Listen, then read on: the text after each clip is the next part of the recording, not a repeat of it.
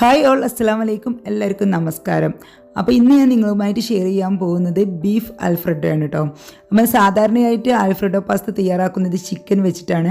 അപ്പോൾ ബീഫ് വെച്ച് ചെയ്യുമ്പോൾ നല്ല ടേസ്റ്റാണ് കേട്ടോ ഈ ഒരു പാസ്തക്ക്. അപ്പോൾ നിങ്ങളെല്ലാവരും തയ്യാറാക്കി നോക്കിയിട്ട് ഫീഡ്ബാക്കൊക്കെ അറിയിക്കണം. ഇഷ്ടമായാൽ ലൈക്ക് ചെയ്തിട്ട് ഫ്രണ്ട്സ് ആൻഡ് ഫാമിലിക്ക് വേണ്ടിയിട്ട് ഷെയർ ചെയ്തെടുക്കുക. ചാനൽ ആദ്യമായിട്ട് കാണുന്നവരാണെങ്കിൽ ഒന്ന് സബ്സ്ക്രൈബ് ചെയ്തിട്ട് സപ്പോർട്ട് ചെയ്യട്ടോ. അപ്പോൾ നമുക്ക് എങ്ങനെയാണ് ബീഫ് ആൽഫ്രെഡോ തയ്യാറാക്കുന്നത് നോക്കാം.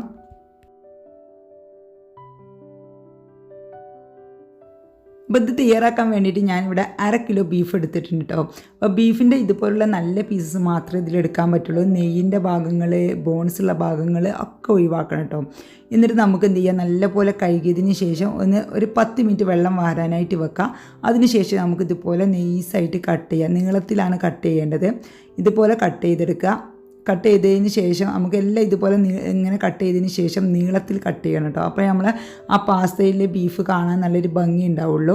പിന്നെ പെട്ടെന്ന് വെന്തും കിട്ടും ഇങ്ങനെ നൈസായിട്ട് കട്ട് ചെയ്യുമ്പോൾ. അപ്പോൾ ഞാൻ ഇതുപോലെ എല്ലാം കട്ട് ചെയ്ത് വെച്ചിട്ടുണ്ട് കേട്ടോ. അപ്പോൾ ഇതുപോലെ നീളത്തിൽ നൈസായിട്ടാണ് കട്ട് ചെയ്യേണ്ടത് കേട്ടോ.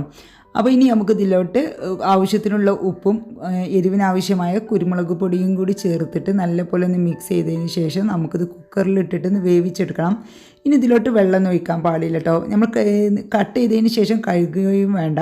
കാരണം നമ്മൾ നന്നായിട്ട് കഴുകിയതിന് ശേഷം വെള്ളം ഡ്രെയിൻ ചെയ്തതിന് ശേഷമാണ് ഞാൻ കട്ട് ചെയ്തിട്ടുള്ളത്.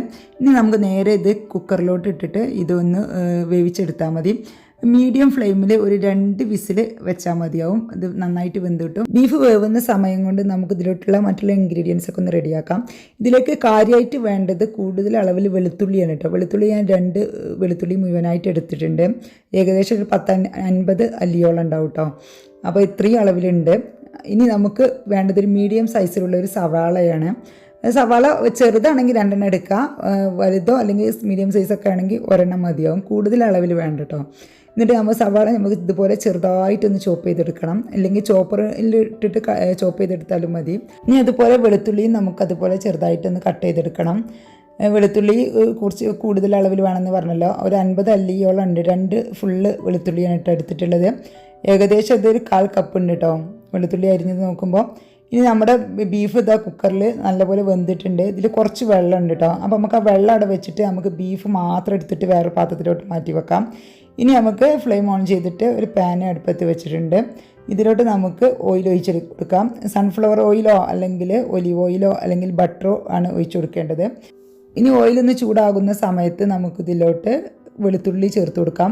വെളുത്തുള്ളി നമ്മൾ എടുത്തു വെച്ചതിൽ നിന്ന് നേർ പകുതിയാണ് ഇപ്പോൾ ആഡ് ചെയ്യേണ്ടത്. വെളുത്തുള്ളി ഒന്ന് ഈ ഓയിലിൽ കിടന്നിട്ട് നല്ലൊരു സ്മെല്ല് വരും. ആ ഒരു സമയത്ത് നമുക്കിതിലോട്ട് കുറച്ച് ചില്ലി ഫ്ലേക്സ് ആഡ് ചെയ്യാം. ഞാൻ ഏകദേശം ഒരു 2 ടീസ്പൂണ് ചില്ലി ഫ്ലേക്സാണ് ആഡ് ചെയ്തിട്ടുള്ളത്. ഉണക്കമുളക് ക്രഷ് ചെയ്തിട്ട് കേട്ടോ. അപ്പോൾ അത് ചേർക്കുമ്പോൾ നമുക്ക് കളറൊക്കെ കിട്ടുകയും ഇല്ല, അതിൻ്റെ ഒരു ഫ്ലേവറും എരിവും കിട്ടുകയും ചെയ്യും കേട്ടോ. അപ്പോൾ അത് നമുക്കൊരു 2 ടീസ്പൂണോളം ഞാൻ ചേർത്ത് കൊടുത്തിട്ടുണ്ട്. ബീഫ് ആയതുകൊണ്ടാണ് ഇത് ചേർത്ത് കൊടുക്കുന്നത്. നമ്മൾ ചിക്കനിൽ ചില്ലി ഫ്ലേക്സ് ഒന്നും ആഡ് ചെയ്യാറില്ല. അപ്പോൾ ചില്ലി ഫ്ലേക്സ് ഇട്ടിട്ട് അതിൻ്റെ ഒരു പച്ചമണം മാറുന്നവരെ ഒന്ന് വഴറ്റി കൊടുക്കുക. ഈ സമയത്ത് ലോ ഫ്ലെയിമിലോട്ട് വെച്ച് കൊടുക്കണം കേട്ടോ. അല്ലെങ്കിൽ ചില്ലി ഫ്ലേക്സ് പെട്ടെന്ന് കരിഞ്ഞു പോകും. ഇനിയിപ്പോൾ ചില്ലി ഫ്ലേക്സിന് പകരമായിട്ട് നിങ്ങൾ അതില്ലെങ്കിൽ മുളക് പൊടി ഒന്നും ആഡ് ചെയ്യരുത് കേട്ടോ. നമ്മൾ പാസ്തയുടെ കളർ തന്നെ മൊത്തത്തിൽ ചേഞ്ച് ആയി പോകും. മുളക് പൊടി ഒരിക്കലും ആഡ് ചെയ്യരുത്. ഇനിയിപ്പോൾ ഉണക്കമുളക് ഉണ്ടെങ്കിൽ അപ്പം തന്നെ ഒന്ന് മിക്സിയിലിട്ടിട്ട് ഒന്ന് ക്രഷ് ചെയ്തിട്ട് ചേർത്ത് കൊടുത്താലും മതി. ഇനി നമുക്ക് ഇതിലോട്ട് നമ്മളെടുത്ത് വേവിച്ച് വെച്ച ബീഫിൻ്റെ പീസസ് ഇട്ട് കൊടുക്കാം. ആ കുക്കറിൽ നിന്ന് ബീഫിൻ്റെ പീസസ് മാത്രം എടുത്തിട്ടാണ് ഇതിലോട്ട് ചേർത്ത് കൊടുക്കേണ്ടത്. വെള്ളം അവിടെ കുക്കറിൽ തന്നെ അവിടെ മാറ്റി വെക്കുക. അത് നമുക്ക് ആവശ്യമുണ്ട്. ഇനി നമുക്ക് ഈ ഒരു ബീഫ് ഇതിലിട്ടിട്ട് നല്ലപോലെ ഒന്ന് വേവിച്ചെടുക്കല ഒന്ന് ഫ്രൈ ചെയ്തെടുക്കാം. അപ്പോൾ ഈ ഒരു വെളുത്തുള്ളിയുടെ ഫ്ലേവറും ആ ചില്ലി ഫ്ലേക്സിൻ്റെ ഫ്ലേവറും കൂടി ബീഫിൽ നല്ലോണം പൊതിഞ്ഞിട്ട് നല്ല ഒന്ന് ഫ്രൈ ആയി നല്ലൊരു സ്മെല്ലും നല്ലൊരു ടേസ്റ്റും ഉണ്ടാവും ബീഫിന്. ഇനി ബീഫിൽ നല്ല വെള്ളമൊക്കെ വറ്റി നല്ല ഒന്ന് മുരിഞ്ഞ് വരുന്ന സമയത്ത് ഏകദേശം ഒരു 5 മിനിറ്റ് കഴിഞ്ഞതിന് ശേഷം നമുക്കിതിലോട്ട് നമ്മളെടുത്ത് വെച്ച സവാള ചേർത്ത് കൊടുക്കാം. ഇനി സവാളയുടെ ഫ്ലേവറൊക്കെ ബീഫിലോട്ട് ഇറങ്ങിയിട്ട് എല്ലാം കൂടി നല്ലപോലെ ഒന്ന് ഫ്രൈ ആയി വരണം. അപ്പോൾ നല്ല ടേസ്റ്റ് ആവും ബീഫിന്. ഈ ബീഫ് ഫ്രൈ ആയി കിട്ടണമെങ്കിൽ ഏകദേശം ഒരു 10-20 മിനിറ്റ് പിടിക്കും കേട്ടോ. അപ്പോൾ നമ്മൾ ഇത് ലോ ഫ്ലെയിമിൽ വെച്ചിട്ട് അതൊന്ന് ഫ്രൈ ആക്കാൻ വെക്കുക. ആ സമയം കൊണ്ട് നമുക്ക് ഇതിലോട്ട് വേണ്ട പാസ്ത വേവിക്കാൻ വെക്കാം. ഇതിന് വേണ്ടിയിട്ട് ഞാനൊരു പാനിൽ വെള്ളം വെച്ചിട്ടുണ്ട്. വെള്ളം തിളക്കുന്ന സമയത്ത് ഇതിലോട്ട് ആവശ്യത്തിന് ഉപ്പ് ഇട്ടിട്ട് നമുക്ക് പാസ്ത വേവിക്കാൻ വെക്കാം. ഞാൻ ഇതിലോട്ട് 400 ഗ്രാം പെന്നെ പാസ്തയാണ് എടുത്തിട്ടുള്ളത്. പെന്നെ പാസ്ത ആയതുകൊണ്ട് തന്നെ കുറച്ച് വേവ് കൂടുതലായിരിക്കും. അപ്പോൾ നമുക്കിത് പാസ്ത ഇട്ടിട്ട് ഒന്ന് ഇളക്കി കൊടുത്തതിന് ശേഷം ഒന്ന് അടച്ചു വെക്കാം. നല്ല തള വന്നതിന് ശേഷം നമുക്കിത് ലോ ഫ്ലെയിമിലിട്ടിട്ട് ഏകദേശം ഒരു 10 മിനിറ്റ് വേവിക്കേണ്ടി വരും കേട്ടോ. നിങ്ങളെടുക്കുന്ന പാസ്തയ്ക്ക് അനുസരിച്ചായിരിക്കും വേവ്. കുറച്ച് ക്വാളിറ്റി കൂടുതലുള്ള നല്ല പാസ്തയൊക്കെ ആണെങ്കിൽ എന്തായാലും 10 മിനിറ്റ് പിടിക്കും. കുറച്ച് അത്യാവശ്യം വേവണം കേട്ടോ, എങ്കിൽ നമ്മളെ ആൽഫ്രെഡോ പാസ്ത നല്ല ടേസ്റ്റ് ഉണ്ടാവുള്ളൂ. അധികം വേവാഞ്ഞാൽ അത് അത്ര ടേസ്റ്റ് ഉണ്ടാവില്ല. അപ്പോൾ അതൊന്ന് ശ്രദ്ധിക്കുക. ഇപ്പോൾ നമ്മുടെ ബീഫ് നല്ലപോലെ മൊരിഞ്ഞ് വന്നിട്ടുണ്ട്. നമുക്ക് ഈ ഒരു സമയത്ത് ഇതിലോട്ട് കുറച്ച് ഒറിഗാനോ, അതുപോലെ പാർസി ലീവ്സ്, ബേസിൽ ലീവ്സൊക്കെ ഒന്ന് ചേർത്ത് കൊടുക്കാം. ഇറ്റാലിയൻ ഹെർബ്സ്, മിക്സ്ഡ് ഹെർബ്സ് ഉണ്ടെങ്കിൽ അത് ചേർത്ത് കൊടുത്താലും മതി. ഇനി നിങ്ങളുടെ കയ്യിൽ ഒറിഗാനോ മാത്രം ഉള്ളെങ്കിൽ ഒറിഗാനോ മാത്രം ചേർത്ത് കൊടുത്താൽ മതി. ഏതെങ്കിലും ഒന്ന് ചേർത്ത് കൊടുക്കണം കേട്ടോ, എങ്കിൽ നമ്മുടെ ആ ഒരു ആൽഫ്രെഡോയുടെ കറക്റ്റ് ആ ഒരു ഫ്ലേവറും ടേസ്റ്റൊക്കെ കിട്ടുള്ളൂ കേട്ടോ. അതും കൂടി ചേർത്ത് കൊടുത്തതിന് ശേഷം നല്ലപോലെ ഒന്ന് മിക്സ് ആക്കി കൊടുക്കുക. അപ്പോൾ നമ്മുടെ ബീഫ് ഇവിടെ നല്ലപോലെ മൊരിഞ്ഞ് വന്നിട്ടുണ്ട്. നമുക്കിനി ഇത് ഈ പാനിൽ നിന്ന് മാറ്റാം. ഈ സമയം കൊണ്ട് നമ്മുടെ പാസ്ത ഇവിടെ നല്ലപോലെ വെന്ത് വന്നിട്ടുണ്ട് കേട്ടോ. ഈ ഒരു ലെവലിലാണ് വേവേണ്ടത്. ഇത് നമുക്കിനി സ്റ്റെയിനറിലോട്ട് മറിക്കാം. ഇപ്പം നമ്മൾ ബീഫ് ഫ്രൈ ചെയ്ത ആ പാൻ ഉണ്ടല്ലോ, ആ സെയിം പാൻ തന്നെ ഞാൻ വെച്ചിട്ടുണ്ട്. ബീഫ് ഇതിൽ നിന്ന് മാറ്റിയിട്ടുണ്ട് കേട്ടോ. ഇനി ഇതിലോട്ട് ഞാൻ 2 ടീസ്പൂണ് ഓയിൽ ഒഴിച്ച് കൊടുത്തിട്ടുണ്ട്. ഇതിലോട്ട് നമ്മൾ എടുത്ത് വെച്ച ആ ബാക്കി ഉണ്ടായിരുന്ന വെളുത്തുള്ളി ഉണ്ടല്ലോ, അതും കൂടി ചേർത്ത് കൊടുത്തിട്ടുണ്ട്. ഈ വെളുത്തുള്ളിയുടെ ആ ഒരു മൂക്കുന്ന നല്ലൊരു സ്മെല്ല് വരുന്ന സമയത്ത് നമുക്കിതിലോട്ട് 2 ടേബിൾ സ്പൂൺ മൈദ ചേർത്ത് കൊടുക്കാം. ഇനി മൈദ ഇല്ലെങ്കിൽ കോൺഫ്ലവർ ചേർത്ത് കൊടുത്താലും മതി, അല്ലെങ്കിൽ 1 ടേബിൾ സ്പൂൺ മൈദയും 1 ടേബിൾ സ്പൂൺ കോൺഫ്ലവറും ചേർത്ത് കൊടുത്താലും മതി. ഇനി നമുക്ക് ഈ മൈദ ഈ എണ്ണയിലൊന്ന് അലിയിപ്പിച്ചെടുത്ത് ഒന്ന് മൂത്ത് വന്നതിന് ശേഷം നമുക്ക് ഇതിലോട്ട് ബീഫിൻ്റെ സ്റ്റോക്ക് ഉണ്ടല്ലോ, ബീഫ് വേവിച്ച വെള്ളം, അതൊന്ന് ഒഴിച്ചു കൊടുക്കാം. അത് ഒഴിച്ച് കൊടുത്തിട്ട് ഒന്ന് നല്ലപോലെ ഒന്ന് മിക്സ് ചെയ്ത് കൊടുക്കുക. അതിനുശേഷം നമുക്ക് ഇതിലോട്ട് കുറേശ്ശെ ആയിട്ട് പാലൊഴിക്കാം. നമ്മൾ സാധാരണ വൈറ്റ് സോസ് ഉണ്ടാക്കുന്ന പോലെ തന്നെ അതിൽ കുറച്ച് ബീഫിൻ്റെ സ്റ്റോക്ക് ബാക്കിയുള്ളത് ഒഴിക്കുന്നു മാത്രം. ആ ബീഫിൻ്റെ ഫ്ലേവർ ശരിക്കും നമുക്ക് ഈ ഒരു ഇതിൽ കിട്ടാൻ വേണ്ടിയിട്ടാണ് ഈ ഒരു വൈറ്റ് സോസിൽ.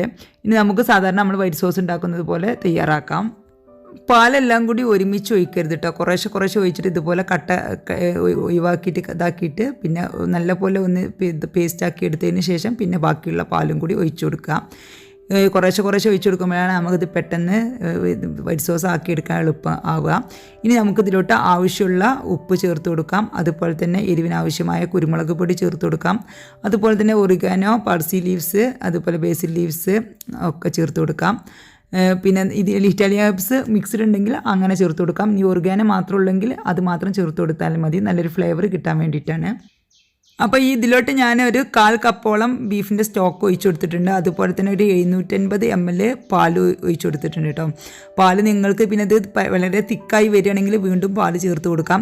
അപ്പോൾ ഇത് നമുക്ക് നല്ലപോലെ ഇളക്കി ഇതൊന്ന് വൈറ്റ് സോസ് നല്ലപോലെ ഒന്ന് വന്ന് ഒരു ലോ ഫ്ലെയിമിലോട്ട് മാറ്റിയിട്ട് ഒരു 2-3 മിനിറ്റ് ഒന്ന് തിളച്ചതിന് ശേഷം നമുക്കിതിലോട്ട് നമ്മൾ ഫ്രൈ ചെയ്ത് വെച്ച ബീഫ് ചേർത്ത് കൊടുക്കാം.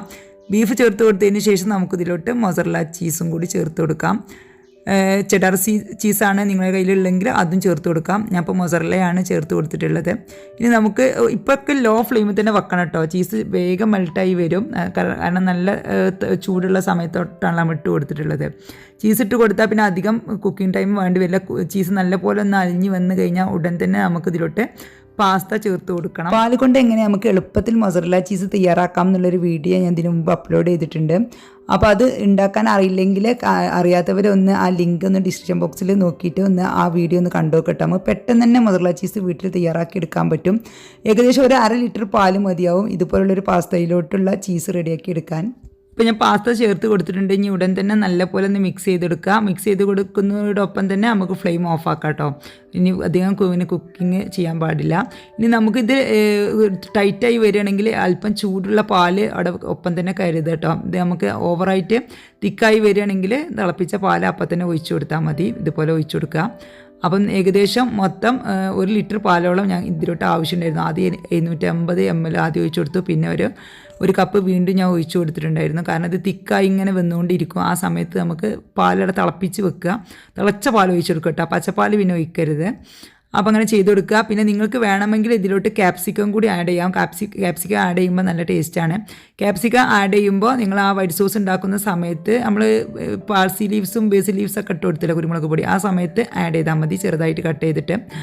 അപ്പോൾ ക്യാപ്സിക്കം കൂടി ഫ്ലേവറും കൂടി ആകുമ്പോൾ നല്ലൊരു ടേസ്റ്റാണ്. അപ്പോൾ എല്ലാവരും ഇതുപോലെ തയ്യാറാക്കി നോക്കിയിട്ട് ഫീഡ്ബാക്കൊക്കെ അറിയിക്കുക. ഇഷ്ടമായ ഫ്രണ്ട്സ് ആൻഡ് ഫാമിലിക്ക് വേണ്ടിയിട്ട് ഷെയർ ചെയ്ത് കൊടുക്കുക. നിങ്ങൾ എൻ്റെ ചാനൽ ആദ്യമായിട്ട് കാണുന്നവരാണെങ്കിൽ ഒന്ന് സബ്സ്ക്രൈബ് ചെയ്തിട്ട് സപ്പോർട്ടും ചെയ്യട്ടോ.